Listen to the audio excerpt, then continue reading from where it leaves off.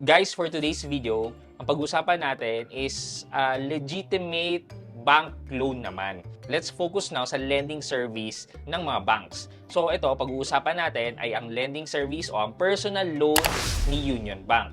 At bakit natin kailangan pag-usapan? Kasi kung meron kang credit card, napakadali lang palang kumuha ng personal loan kahit wala kang bank account sa kanila. So kung gusto nyo malaman kung paano, samahan nyo ako, pag-usapan natin yan. Sit back and let's discuss. Come here, top.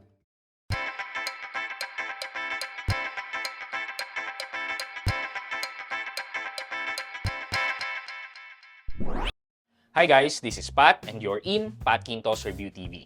So if you're new here in my channel, I do reviews about entrepreneurship, small business, and personal finance na meron na akong experience at ginawa ko na yan ng videos and playlists na makita nyo dito sa taas. At kung bago ka dito sa channel ko, you may want to consider subscribing to my channel.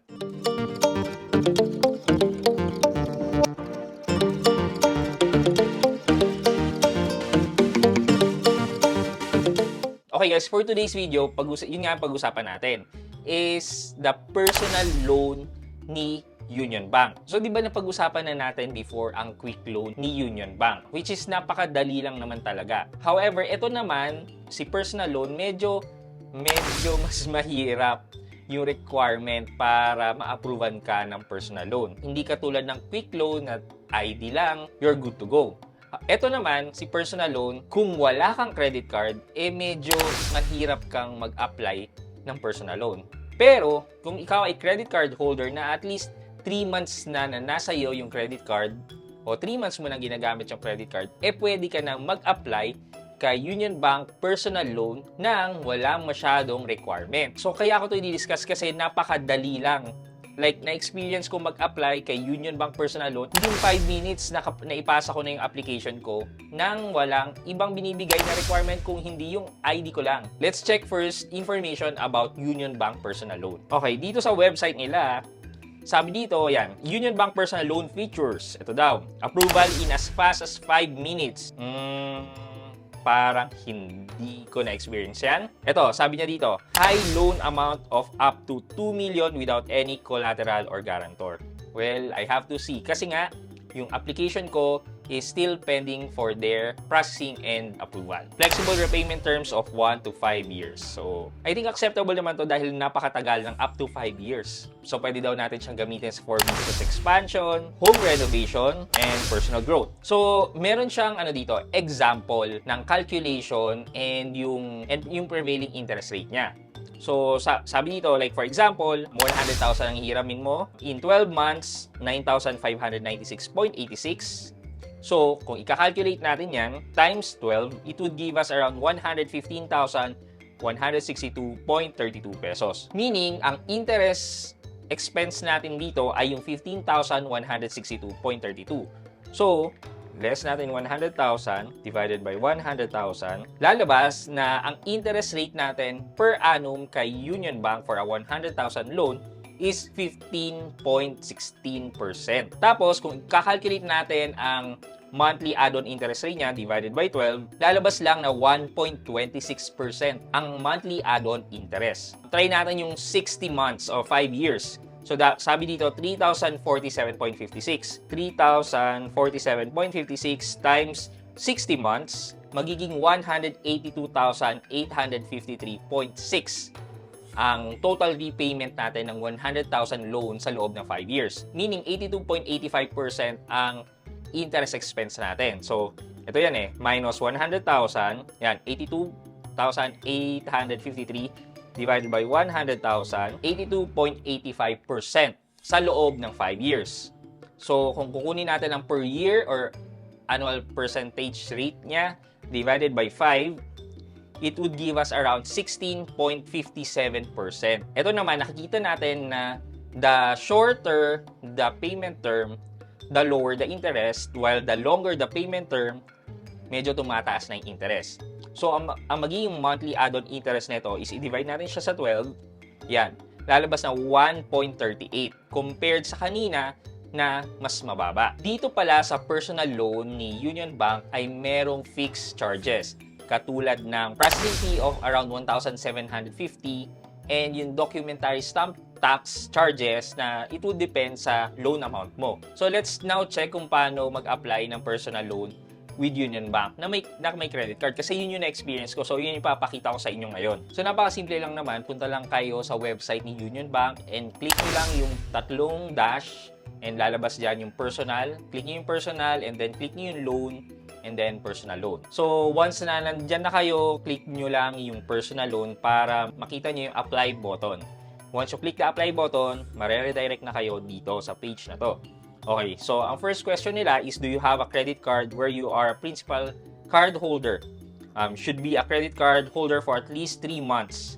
Yung supplementary daw and yung debit cards are not included. So, syempre, I click yes and then next. After nyan, mapupunta na tayo dito sa personal information wherein kailangan natin maglagay ng mobile number and then yung ID type. And then, kailangan din natin i-click yung I confirm before we click continue. Tapos dito, magte-text yan ng OTP na kailangan natin ilagay dito sa website na to. Tapos, pagsasubmitin na tayo ng ID, nakalagay submit license front, take a photo with your phone.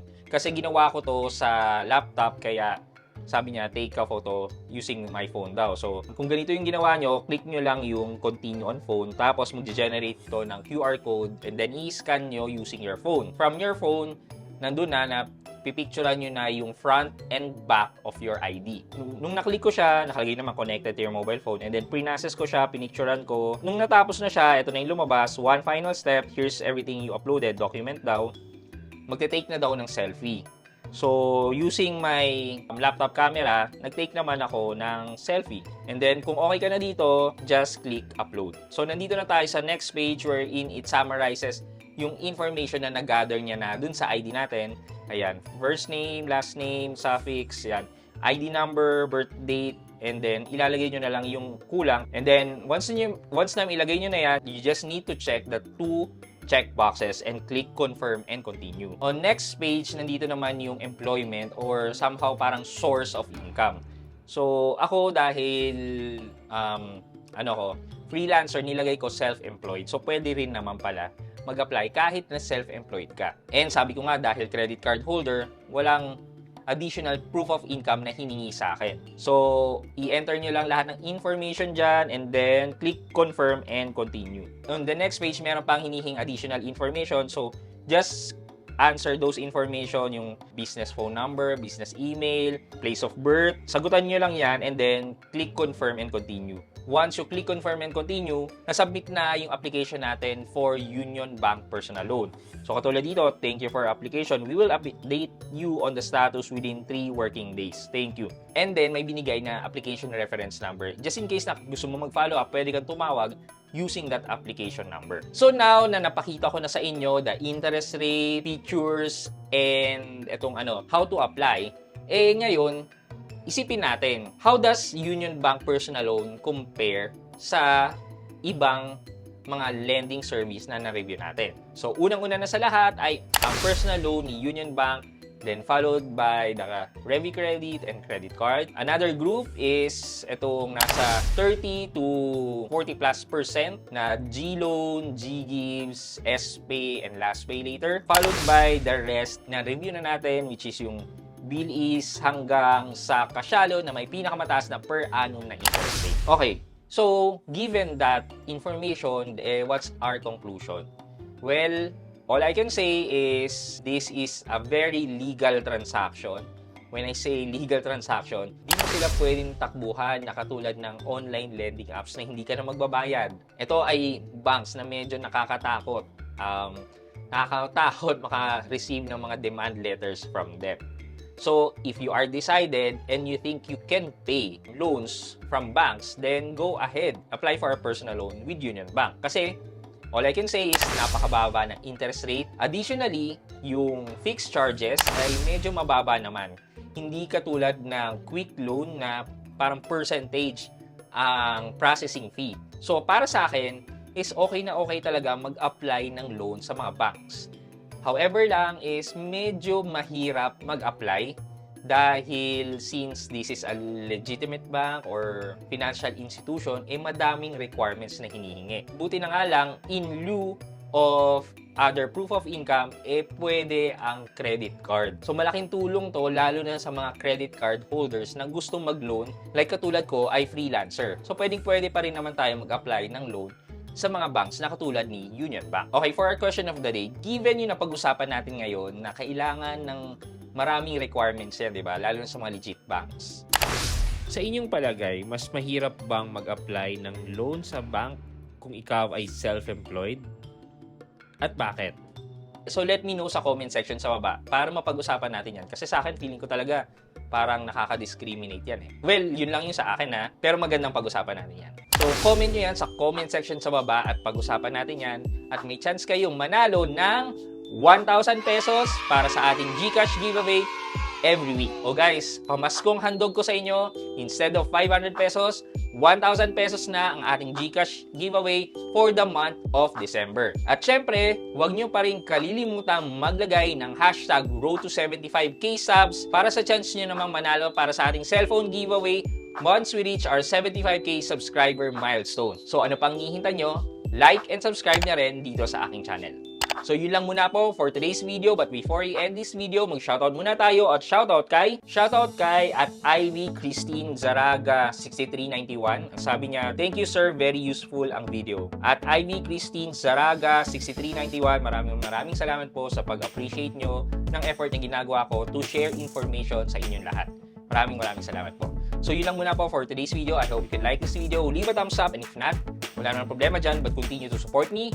Be subscribing to my channel by clicking the subscribe button and also the bell button sa tabi ng subscribe para mag-receive kayo ng latest notification sa lahat ng upload ko. Again guys, this is Pat Quinto and you're in Pat Quinto's Review TV. Bye-bye!